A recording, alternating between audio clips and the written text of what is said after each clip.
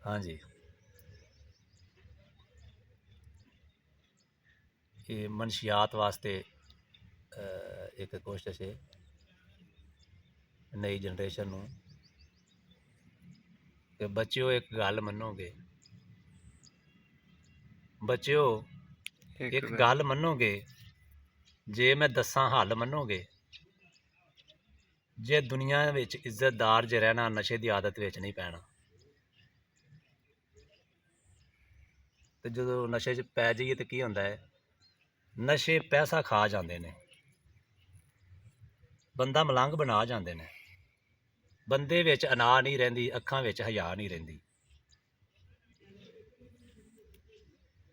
पहले घर विच जोरा जोरी करदा है, पहले घर विच जोरा जोरी करदा है, फिर बंदा बाहर भी चोरी करदा है। चोर तो फिर बदनाम हुंदे ने, लित्तर पौले आम हुंदे ने। आम। ते बुरा बंदा नहीं दोस्त बनाना, सोहबत जिहड़ी ना, जी जी। जेह्ड़ा तुम नशा ते लांदे नूं नाल, बुरा बंदा नहीं दोस्त बनाना, नशे दे बिल्कुल कोल नहीं जाना, पुट्ठा कोई भी काम नहीं करना, बस है जोर लगा के पढ़ना। तो जो पढ़ जाएंगे फिर की होएगा, अकल तो फिर शऊर मिलेगा, अकल तो फिर शऊर मिलेगा, जिन्हों चाहते हो वह भी जरूर मिलेगा। मेरे नाल एक वादा करो, अज तो यह पक्का इरादा करो, हमेशा बाशऊर रहोगे, नशियां कोलों दूर रहोगे।